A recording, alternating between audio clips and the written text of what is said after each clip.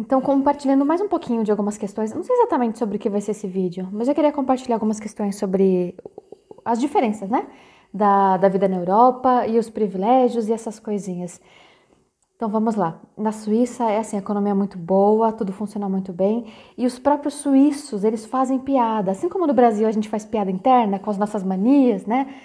Com o brasileiro ser muito assim, muito assado. Agora não me vem nenhuma mania na cabeça. Sei lá, coisas que pra gente faz sentido, essa coisa do Tupperware, das mães juntarem Tupperware, sabe? De você ir na casa de alguém e às vezes levar uma quentinha embora pra casa. Coisas bobas assim, que de repente café da tarde, né? Que não é uma refeição universal no mundo, essa coisa de fazer bolo, de tomar um cafezinho de tarde, não é, olha que coisa absurda, enfim. Então eles têm muitas coisas que são típicas para eles é normal, mas eles mesmos brincam com isso. E que é o quê?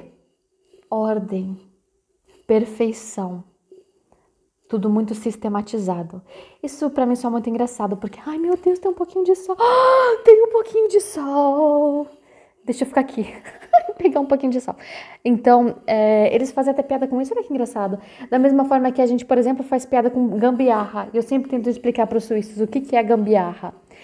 É como se a gente nascesse com um sistema, como brasileiro, né? Eu digo novamente, como paulistana, eu nasci com um sistema de Krav Maga embutido, né? Aquela arte marcial que você usa o que você tem, o que você faz. E tipo, tô andando na rua, tem um óculos no chão. Aí o óculos eu pego assim, eu posso enfiar no olho de alguém, daí eu... Enfim, lamento se você não tem essa habilidade, esses instintos aranha embutidos em você. Mas às vezes, né, dependendo de onde você nasceu, tudo você já pensa, tá, eu corro por ali, eu faço assim, aqui eu pulo, aqui eu chuto, tá. Então a gente nasce com esses instintos e muitos de nós, eu sou uma sortuda que nasci com esse instinto. E também com instintos MacGyver. Então, aquela coisa, né, tá muito calor, eu não tenho ar-condicionado, eu pego o ventilador, eu congelo água numa garrafa PET, eu coloco ela na frente do ventilador, o prego na Havaiana, essas coisas, gente. Os europeus nunca vão saber o que é isso. Então, para eles é um universo muito diferente. Tudo é perfeição. Eles fazem muita piada com isso. É doido, né? É doido eles fazerem piada com isso. Tipo, ai, eu tiro sarro do meu país porque ele é muito perfeito. Porque tudo funciona. Ai, que tédio. Hum. Aí, cara, eu vejo as pessoas muito infelizes. Antes eu imaginava que talvez fosse o meu senso crítico, a minha falta de identificação, minha necessidade de pertencimento, então eu ficava habitando nesse universo aí da indagação, de ficar sendo mais crítica. Mas agora que eu tô nos meus meses finais aqui, eu tô me permitindo realmente, né, conhecer, falar com as pessoas, e eu faço verdadeiras entrevistas, eu pergunto de tudo, até qual é a cor da cueca, assim, que os suíços usam. Brincadeira, mas é só um exemplo. E eu vejo, sabe, os próprios suíços percebendo e falando isso. E o que reclamam, de uma forma geral? Todo mundo fala que é meio complexado. Vai ficar esquisito esse vídeo, mas eu preciso achar o sol. Meu amigo falou que tem que fazer assim. E assim com a mão. E eu tentei ficar assim um pouco lá fora. Mas um vizinho ficou me olhando estranho. E como eu sou estrangeira, eu sempre fico com medo de fazer coisas erradas. Bom, me perdi. Qual, qual a sua memória, assim, mais bonita ou mais engraçada da infância?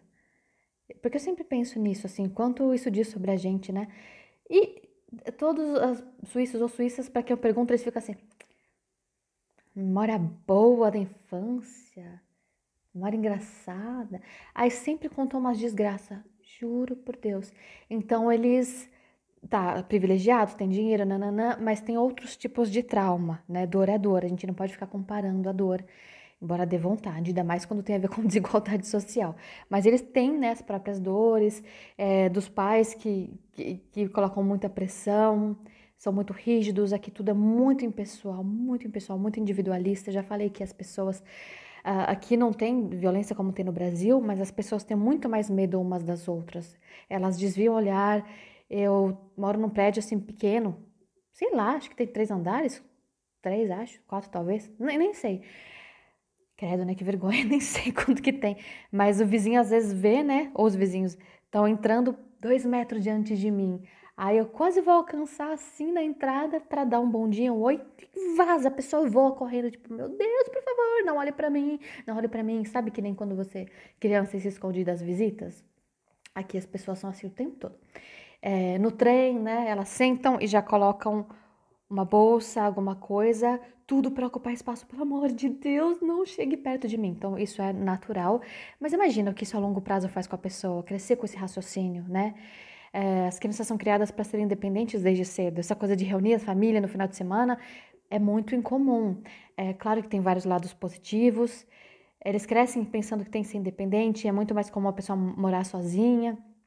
Mas também esse conceito da família parece que é mais um padrão para ser seguido, para reproduzir. É, aqui você é muito julgado, mais do que em qualquer outro lugar que eu já tenha visto, pela aparência, por quanto você ganha. Isso é a coisa mais importante do mundo, assim. Então rola uma tensão. E o que eu já ouvi de alguns suíços? É vontade de sair daqui. Vontade de sair daqui para aprender a ser feliz em outros lugares. Hoje eu ouvi assim, eu tenho certeza, vê essa frase, eu tenho certeza que eu nunca vou ser feliz, a não ser que eu conheça outro lugar.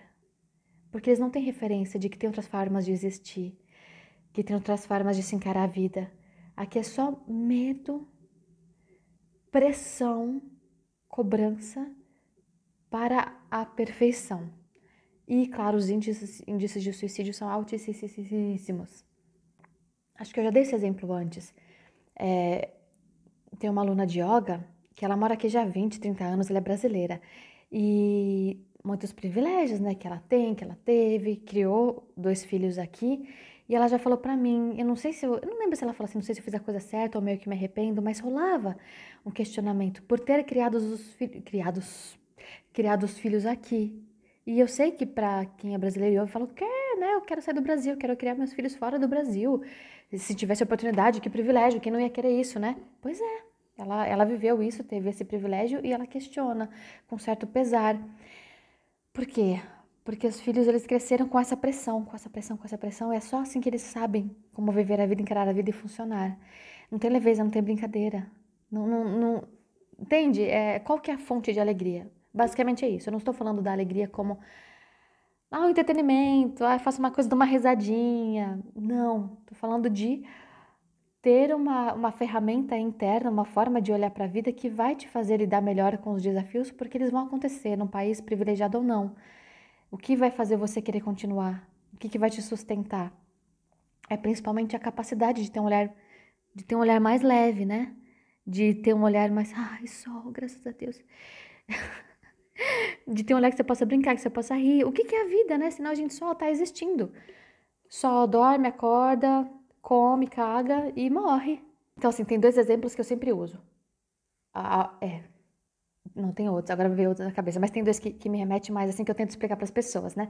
Depois que eu fiquei um ano e meio, né, quando eu tava na Polônia, sem ir pro Brasil, aí quando eu fui, pra mim foi um choque, porque eu tava já com, sabe, acostumada com outro tipo de vida, e foi um choque o quê? 2 coisas. Primeiro, eu peguei uma lotação, aí expliquei o que era lotação pros gringos, explico o que é, né? E eu lembro que eu cheguei, essa lotação tava lotada, e eles sempre falam, cabe mais um, pode entrar, e tá todo mundo assim, ah. Mas, é claro que rola reclamação, mas sempre rola alguém rindo, tipo, puta que pariu, sabe? E dando risada, sempre rola. Aqui não, de jeito nenhum, se uma coisa, não tem uma coisa que é mais ou menos ruim, que é mais ou menos incômoda. É horrível e pronto, entende? Não tem isso. A gente consegue dourar a pílula um pouco, mesmo quando é incômodo, quando é meio ruim, quando é meio injusto, a gente ainda consegue dar uma risada. Eles não, é ruim, que coisa horrível, entende? É sempre assim. Então eu lembro do pessoal rindo e que as meninas que estavam caindo em cima de mim, uma delas estava contando que tinha sido mandada embora. Só que ela estava contando rindo que ela estava indo para uma entrevista e que não passou de novo na entrevista. E elas, amigas dela, rindo. E não é que ela era irresponsável, que ela não quer trabalhar, entende? Mas a gente ri da desgraça. E na minha pesquisa que eu fiz sobre humor em outros países, eu percebo que esse humor autodepreciativo é uma ferramenta de sobrevivência em muitos países que antes achava que era só América Latina, mas não. Países que têm sol. Então, assim, por exemplo, eu tenho uma amiga da Tailândia que a gente se entende super bem. A gente fala a mesma língua, a gente se entende em todos os sentidos. E eu percebo que é por conta disso, sabe? A junção de pobreza com o sol. Ela cria um senso de humor mágico. A imagem que eu tenho quando eu tava voltando. Gente, minha cara tá muito redonda, por isso que eu não tô olhando toda hora. Eu fico assim, meu Deus, a minha cara tá muito redonda. Parece uma bolacha traquinas. Mas acho que sempre foi assim, né? Não sei se é o ângulo. Ai, tá vendo? Eu me perco. Eu sou que nem um cachorro que perde o foco muito, muito fácil. Outro exemplo que eu dou, que eu tava voltando ao aeroporto também, eu tava no trânsito, e eu lembro dessa cena que eu dou como exemplo, assim, pra alguns gringos. Tinha um cara numa motoca bem funheca, assim, que acho que era mais uma bicicleta motorizada. Bem assim. Ele tava muito orgulhoso, lá com o celular amarrado com os elásticos, ouvindo música bem alto. E ele tava com óculos, aqui, sem camisa, com havaianas, assim, e ele tava no trânsito parado, né? Por isso que eu reparei bem nos detalhes. Tava ouvindo a música alta e fazendo assim, ó, e dançando no meio do trânsito. E ele tava curtindo muito. Isso em outros lugares, em outros países, assim, não posso falar pelo mundo todo, não é muita pretensão. Mas pela minha experiência morando na Polônia e na Suíça, isso é uma coisa inimaginável. É por isso que um exemplo tão banal que a gente vê todo dia, eu conto para as pessoas aqui e ficam assim: meu Deus, isso existe, mas como assim? Por que a pessoa faz isso? Mas por que ela tá cantando?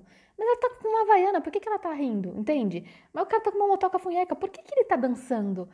Não entra na cabeça das pessoas. Isso não é natural para eles, isso é impensável. Por isso que muito gringo vai pro Brasil, fica doido e fica, né? E vende tudo e abre uma barraca na praia, sei lá. É, não é à toa. Não é à toa que eles se encantam por esse modo de ver a vida que é tão especial, que é difícil ensinar, não se ensina assim como uma fórmula, né? Que você sente, a gente nasce com esse superpoder que ajuda a fazer a vida valer a pena. Não tem outro lugar como o Brasil. Não tem outro lugar como o Brasil. Já estive em todo mundo? Não. Como eu sei? Não sei. Tô chutando. Mas eu acredito. E ouço as pessoas falarem isso. Então, mesmo países super, super, super mega privilegiados, eles têm privilégios que são mensuráveis. Eles são mais favorecidos, têm mais justiça, então dá menos raiva nesse sentido. Para quem mora aqui, né? A gente fica puto com as desigualdades e que todo mundo não tem as mesmas oportunidades. Mas a gente tem algo a mais, né? Que eles não têm. Ai, é o suficiente, não é? Mas é maravilhoso pra caramba.